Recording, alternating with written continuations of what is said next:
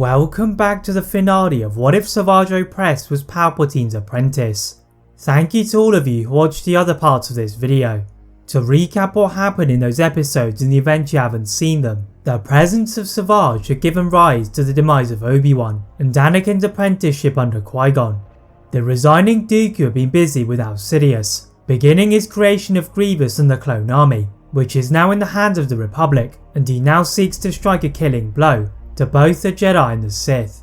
Once the Grand Army of the Republic had been instated by the Senate, Dooku set about implementing the next stage of his plan, and standing in front of the Separatist Senate in the headquarters of the planet of Raxus Secundus, he was able to easily convince the other senators that the only way to defeat the corruption in the Republic was to wage war against their new army. Dooku restrained a devilish grin as the Senate roared in approval, but he immediately received a transmission from one of his associates that the operation on Grievous had failed on Geonosis.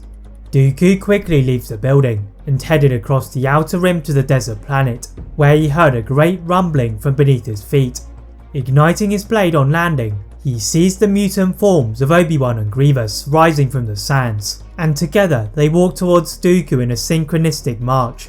The former Jedi orders them to stop their attack, and they robotically bow to his feet, as the Geonosians explain that Grievous had somehow acted as a conduit to revive Obi-Wan, and in return, the former Jedi had given Grievous the blood that Dooku had initially wanted. This was an unexpected surprise, but not one that was unwelcome, and ordering for them to wait on his ship, he made a half-hearted attack on a Republic hyperspace lane, hoping to lure the Republic.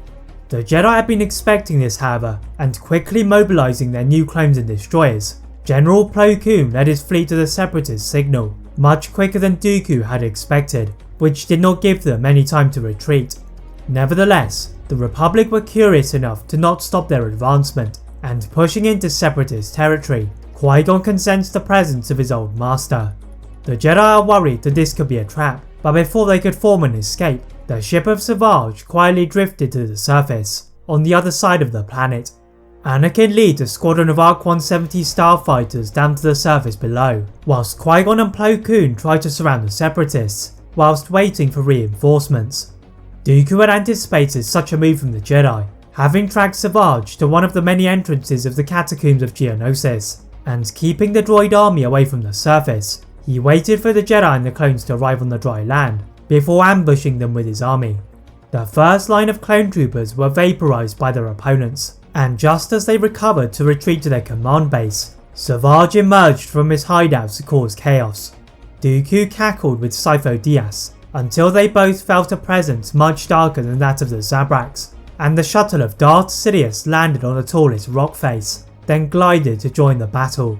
The attention of the Separatists was heightened to its fullest, and ordering for Grievous and Obi-Wan to join the battle, Dooku felt a shockwave in the Force at the fall of his old Padawan at the blade of Savage. Fueled by an unrivaled hate for the Sith, Dooku executed his own version of Order 66, pertaining to all members of the Sith Order, and Sidious had been challenged at his own game. Using all of his Force abilities and lightsaber skills, the Dark Lord of the Sith and his apprentice parried all of the blaster fire, as the Jedi were concerned of falling to the crossfire. Soon they had greater concerns, as the ship of Maul had arrived from Dathomir to support his brother, and the two mutants of Grievous and Obi-Wan were growing out of control, killing everyone within their sight. Yoda orders a full-scale retreat, but trapped in by a planetary shield, the Jedi decide to battle the Sith, leaving Dooku's power unchallenged, and watching with smugness at the eventual fall of the Sith. With the Separatists and the Republic in a stalemate, Maul is forced to retreat back to his home planet, taking the body of his fallen brother, and Senator Amidala steps out from the smoke to formulate a peace treaty with the Separatists. It would take several years for all of the tariffs and hyperspace lanes to be redistributed, and in the meantime, Anakin and Padme be married at the Jedi Temple, after a dramatic change in the structure of the Code and the Order. Grievous and Obi-Wan are deactivated by Dooku, as they were not needed anymore, and the Jedi Padawan is ceremoniously burned alongside his master, where they are part of a memorial in a room of 1,000 fountains. On Dathomir, the demise of Savage took a toll on Mother Talzin, and returning to the same quiet seclusion as before, Maul continued to seek vengeance, behind the eyes of the Republic and the Separatists, where he began to create a network of dissatisfied politicians and crime lords. Rising to rebel against the galaxy's leaders, Maul's power is short-lived as he failed to garner any major support, and with Anakin helping to dissolve slavery across the galaxy, the Zabrak retreated back to its home planet, and their existence became a footnote in the Jedi archives. That is it for What If Savage Opress was Palpatine's apprentice. If you enjoyed this What If, please like this video, turn on that notification bell, click that subscribe button on this channel, as well as on my other channel What If Films. And as always, leave a comment on what if you'd all like to see next, and how I can improve my videos. Thank you all very much for watching, and see you next time.